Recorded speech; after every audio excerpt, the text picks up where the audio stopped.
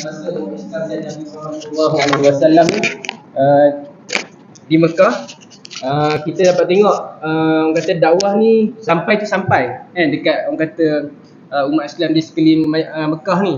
Tetapi orang kata masih belum mampu orang kata mencapai umat yang ramai lah kan. Dan kita tengok bila sampai di Madinah ni, makin ramai umat Islam yang makin ramai orang yang bukan Islam ni masuk Islam, di mana kita tengoklah kan suku Auf dan Khazraj dan sebagainya. Kaum Muhajirin dan Ansar ni bersatu di bawah Nabi Muhammad SAW kan. Dan kita juga tahu hijrah ni sebenarnya banyaklah ujian dia, cabaran dia, onak duri dia yang Nabi Muhammad dan umat Islam ni tempuhi kan. Di mana kita tahunya Bilal bin Rabah kan. Bilal bin Rabah ni ialah muazzin Islam yang pertama lah. Dan beliau ni diseksa. Sebab apa? Sebab patuh dengan agama Islam. Ramailah orang kata umat Islam terdahulu ni menerima siksaan yang teruk lah pada zaman dahulu. Dan kita tahu juga Nabi Muhammad SAW ni kena uji macam-macam kan. Di mana mula-mula baginda ni dia nak menyampaikan dakwah kena secara sembunyi dahulu kan. Dia menyampaikan dakwah terhadap ahli keluarganya dahulu. Kemudian baru dia orang kata secara terang-terangan. Secara terang-terangan ni lah orang kata start ni lah umat Islam start diseksa oleh kaum di Mekah lah kan. Jadi orang kata ujian mereka ni di sana berat sebenarnya. Macam kita sekarang ni, tak kira kita agama apa pun di Malaysia ni, kita boleh amalkan agama kita, betul kan? Tanpa orang kata ada orang tangkap kita ke apa dan sebagainya. Kita boleh mengamalkan agama kita sendiri di Malaysia ini.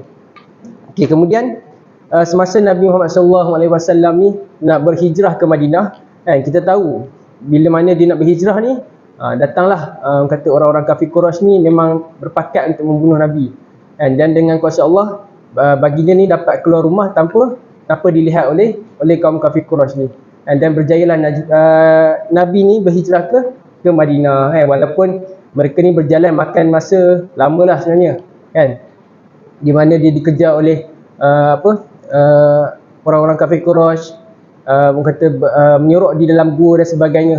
Tapi Allah tetap lindung baginda ni dan Abu Bakar kan yang meneman baginda ni. Dan orang kata Allah lindung ni sampai mereka selamat di Madinah. Macam itulah. Okay. Kemudian hijrah ini mempunyai kedudukan yang mulia dan istimewa dalam Islam kan. Penghijrahan ni sebenarnya bukanlah tentang berpindah daripada satu tempat ke satu tempat sahaja kan. Tetapi penghijrahan ni sebenarnya adalah daripada satu keadaan dan kita kata bertukar ke keadaan yang lebih baik. Maksudnya keadaan diri kita lah. Hijrah ni bukan semata-mata tentang penghijrahan tempat ke tempat, tetapi dia bermakna untuk diri kita juga. Okay. Kemudian menurut Ibnu Hajar Asqalani dalam kitab Fathul Bari, hijrah ini ada dua jenis, iaitu lahiriah dan batiniah. Jadi lahiriah ni apa? Hindar diri dengan memelihara agama daripada fitnah. Macam mana kita nak memelihara agama daripada fitnah ni? Maksudnya kita jaga diri kita lah kan, jangan melakukan perkara-perkara yang dilarang agama. Kemudian batiniah pula meninggalkan apa yang diperintah oleh hawa nafsu yang menuju ke arah kemaksiatan. Maksudnya kita, dalaman kita ni kena kuat lah, rohani kita kan, betul? Rohani dan jasmani lah kita kena kuat kan, lawan hawa nafsu yang menyuruh kita ni melakukan maksiat dan sebagainya. Okay. Dan bagi menghayati konsep hijrah ni, kita dituntut untuk melakukan pengorbanan kan, untuk berhijrah demi menggapai mardatillah. Mardatillah ni ialah apa? Ialah untuk kita mencapai redha Allah kan. Jadi sebagai seorang individu lah, individu yang beragama Islam kan, dan sebagai seorang individu tak kira lah walau apa pada agama kita sentiasa kena memperbaiki dirilah, muhasabah diri untuk kita menjadi individu yang lebih baik kan. Orang kata setiap hari kita kena muhasabah diri kita. Dan hijrah paling afdal ialah tinggalkan apa yang dilarang oleh Allah. Itulah orang kata nak faham itu senang lah kan. Nak hijrah tinggallah apa yang Allah larang kita.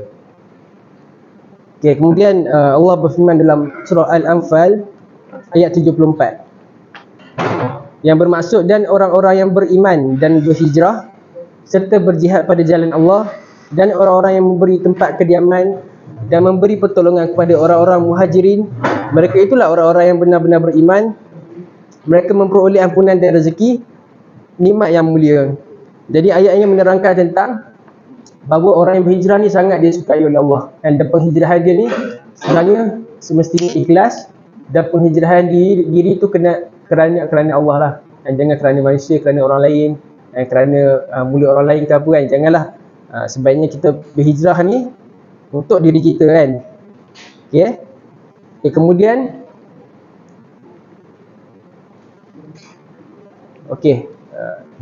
bulan Muharram ni ialah bulan yang kita tengah duduk sekarang ni lah kan. Bulan kita tengah duduk sekarang ni, di mana hari ni berapa Muharram dah hari ni? Hari ni hari 7 kan. 7. Jadi bulan Muharram ni termasuk dalam bulan-bulan yang dimuliakan oleh Allah Subhanahu Wa Taala kan. Muharram adalah salah satu daripada 4 bulan yang dihormati dan memiliki kemuliaan di sisi Allah. Ada 4 bulan yang mulia di sisi Allah, iaitu bulan Muharram, Rajab, Zulkaidah dan bulan Zulhijjah. Di mana 4 bulan ni dikira sebagai bulan haram, kerana bukan haram yang kita faham tu lah kan. Haram ni adalah bulan yang mulia, di mana pada zaman dahulu orang-orang kafir Quraisy ni turut menghormati bulan ni. Di mana bulan ni tak boleh ada pertumpahan darah, tak boleh ada peperangan. Dikira sebagai bulan kedamaian lah, bulan kedamaian, bulan orang kata ketenangan. Walaupun orang kata orang yang bukan Islam ni turut menghormati bulan ni. Apatah lagi kita lah Islam kan, semestinya kita kena hormatlah bulan ni kan. Sebabnya sampai orang kafir Quraisy ada perjanjian lah dengan umat Islam kan. Mereka kena menghormati bulan ini, tak boleh ada peperangan dan sebagainya. Okay.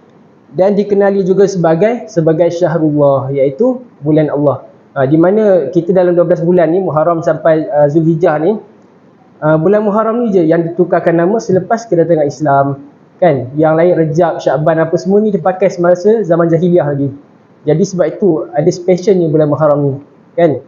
Okay. Dan adanya kelebihan dan fadilat dalam 10 Muharram. Ini kita dah 7 kan. 10 Muharram ni hari Khamis ni. Kita cek boleh okay. Dan kelebihan dan fadilat 10 Muharram. Diapakan dosa satu tahun yang lalu, iaitu menurut riwayat Muslim. Dan yang keduanya ialah hari yang dicari fadilatnya. Rasulullah SAW mengejar satu hari di mana fadilatnya lebih berbanding hari yang lain. Jadi para sahabat ni nampak kenapa Rasulullah ni dia macam pulun buat amal ibadat, buat amal solat dalam satu hari ni. Maka Rasulullah cakap 10 Muharram ni adalah hari terbaik untuk kita lakukan amalan. Bukan sahaja dari segi berpuasa, tetapi orang kata bangun malam dan sebagainya. Banyaklah amalan yang kita boleh buat kan, solat malam dan sebagainya kan. Allah berfirman dalam Al-Quran, qumil laila illa qalila kan, ya ayyuhal muzammil qumil laila illa qalila. Maksudnya bangunlah kita di malam hari untuk melakukan qiyamul lail. Dan daripada Abu Hurairah radhiyallahu anha, Rasulullah SAW bersabda, puasa yang paling utama setelah Ramadan adalah puasa di bulan Allah, iaitu Muharram. Bulan ni lah, pada 10 Muharram ni. Sedangkan solat yang paling utama setelah solat fardu ialah solat malam kan. Maksudnya kita nampak prioriti puasa dalam bulan Muharram ni penting lah. Dan selepas puasa Ramadan kan. Dan dalam bulan haram ni sebenarnya tuan-tuan dan puan-puan, ini saya nak share lah. Mungkin ramai yang tak tahu, orang kata pahala kita dalam bulan-bulan haram ni yang saya sebutkan tadi kan, Muharram, Rajab, Zulkaidah dan Zulhijjah, di mana kalau kita buat pahala kan, dilipat kali gandakan pahala buat kita. Manakala kalau kita melakukan dosa, sama jugalah. Kita punya dosa ni akan jadi double. Macam tu. Sebab tu orang kata bulan ni dia ada kemuliaan dia. Kita kena jaga-jaga amal ibadat kita lah dalam bulan-bulan haram ni. Sebab tu saya kata special dia lebih kurang macam Ramadan. Tetapi sebab bulan Ramadan ni tak termasuk dalam bulan haram. Sebab bulan Ramadan ni dia ada keistimewaan dia tersendiri kan. Macam kita tahulah adanya malam Lailatul Qadar dan sebagainya lah, puasa kita dan sebagainya. Tetapi orang kata dia ni lebih kurang package yang sama lah kan, di mana amal ibadat ni ditambahkan pahala buat kita kan. Tapi kita janganlah bulan Ramadan saja kita ni pulun buat ibadat kan. Sepatutnya tiap-tiap hari lah. Tetapi 4 bulan ni orang kata pahala dia ni lebih kurang nak ke bulan Ramadan dah. Jadi kita kena pulun samalah amal ibadat macam yang kita buat time bulan puasa. Sebab kita nampak lah bulan puasa ni kalau makan ke apa, buka puasa di masjid, ramailah pulun. Kalau kita tengok hari first pun dah penuh orang-orang sponsor makan kan. Tapi kalau hari-hari lain macam bulan sekarang ni, boleh je kita buat mungkin orang dia dah pulun bulan Ramadan kan, tetapi bulan lain ni kadang orang kurang lah. Sekarang ni pun kita boleh je hari nak sedekah ke apa. Sedekah paling senang pun kalau kita masak-masak bagi jiran pun boleh kan. Macam-macam kita boleh buat sekarang ni. Okay. Okey, kemudian puasa dalam bulan Muharram. Dah dekat lah ni. Hari ni hari Selasa kan. Kalau untuk puasa dalam bulan Muharram ni ialah pada hari Khamis dan Jumaat ni. Kalau ikutkan puasa dalam bulan Muharram ni, kita dinasihatkanlah, kita disuruh untuk puasa pada 10 Muharram, iaitu pada 28 Julai, hari Jumaat, di mana dinamakan puasa hari Ashura. Okey, dan kelebihan dan fadilat puasa menurut kelebihan dan fadilat puasa Muharram, Tasu'a dan Ashura. Okey, Tasu'a ni sebenarnya kita ni kalau dapat puasa hari Ashura pun dah okey dah. Tetapi pada zaman Nabi Muhammad SAW, Nabi ni dia menasihati kita, menyuruh kita puasa Tasu'a ni sebab nak membezakan puasa kita dengan orang Yahudi. Sebab orang Yahudi ni dia turut berpuasa Ashura juga, meraihkan kemenangan mereka ni, kemenangan orang Bani Israel. Sebab itu Nabi ni dia tak nak bagi agama Islam ni nampak sama lah dengan kaum Bani Israel. Maka disuruh kita kalau boleh puasalah Tasu'a sekali. Maksudnya Tasu'a ni hari ke-9 lah bulan Muharram. Maksudnya kalau minggu ni kita dapat puasa hari Khamis dan Jumaat pun dah baik dah. Kalau kita tak dapat buat 9, kita buat Muharram dan 10 Muharram, kita dah buat 10 dan 11 pun okey. Tetapi bagilah orang kata nak bagi nampak beza kita dengan kaum Yahudi ni. Boleh? Okey, jadi yang pertamanya ialah sunat berpuasa pada 10 Muharram. Berdasarkan hadis bahawa berpuasa pada 10 Muharram memiliki fadilat menghapuskan dosa-dosa setahun yang lalu. Sebab tu Nabi ni nasihat kita untuk lakukan puasa 10 Muharram ni, menghapuskan dosa kita setahun yang lalu. Kan, kita masuk tahun Hijrah baru ni pun dah hapus dosa dah. Kan, kalau tuan-tuan dan perempuan kita baca doa akhir tahun, awal tahun, dan maka diangkat buku amalan kita kan. Naik, malaikat hantar report amalan kita dekat Allah. Kan, jika kita membaca doa awal tahun dan akhir tahun hari tu, maka di antara awal tahun dan akhir tahun ni, Allah anggap segalanya baik dia buat kita. Kan, sebab kita tutup dengan kebaikan. Okey, yang kedua ialah disunatkan juga berpuasa pada 9 Muharram mengiringi 10 Muharram, kerana ini perintah Rasulullah SAW agar menyelisihi amalan kaum Yahudi pada zaman baginda. Inilah yang saya terangkan tadi. Nak bagi nampak lain sikit daripada kaum Bani Israel dulu. Kan? Jadi kalau kita dapat 2 hari pun okey lah. Kan? 2 hari pun, kalau tak dapat nak puasa 2 hari, dapat 10 Muharram pun okey. Kan? Kalau kita tak buat taklah dosa kan. Tapi kalau kita buat adalah pahala bagi kita, insya-Allah. Dan ulama juga menyatakan jika tidak dapat berpuasa pada 9 Muharram, maka berpuasalah pada 10 dan 11 Muharram. Jadi kalau tak dapat 2 hari, sehari menjadilah hari Jumaat. Hari Jumaat tu kira yang paling penting lah, 10 Muharram. Dan dalam bulan ini juga janganlah kita perlu puasa je kan. Banyaklah yang kita perlu lagi. Kalau baca Al-Quran tu, bacalah lebih sikit kan. Bangunlah malam, solat, zikir dan sebagainya kan. Saya rasa itu saja.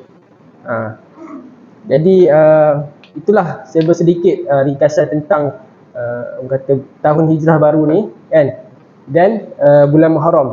Dan diharapkan orang kata masuk tahun baru ni kita dapat jadikanlah tahun 1445 Hijriah ni tahun yang baru yang kita buat kita, tahun yang fresh lah buat kita kan. Jadikan tahun baru ni medan untuk kita memperbaiki diri kita, muhasabah diri kita kan. Kalau sebelum ni mungkinlah kan, mungkin kadang-kadang kita suka mengatakan orang ke, kita suka buat macam-macam perkara yang boleh mendatangkan dosa lah. Kalau boleh kita elakkanlah masa tahun baru ni kan.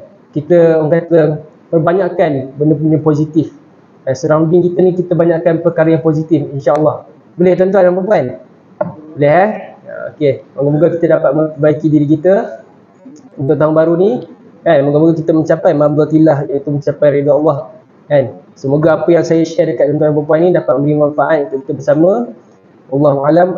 Assalamualaikum warahmatullahi wabarakatuh.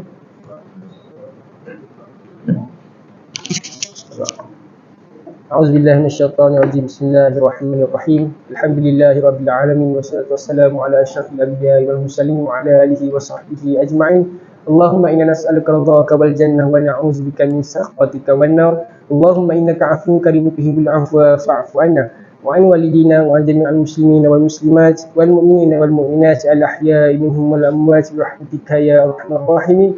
Allahumma inna nas'aluka 'ilman nafi'an wa rizqan thayyiban wa 'amalan mutaqabbala Bismillahilladzi la yadurru ma'a ismihi syai'un fil ardi wa la fis samai wa huwas samiul 'alim. Allahumma yassir wa la tu'assir rabbi tamim bil khair. Rabbana atina fid dunya hasanah wa fil akhirati hasanah wa qina azabannar.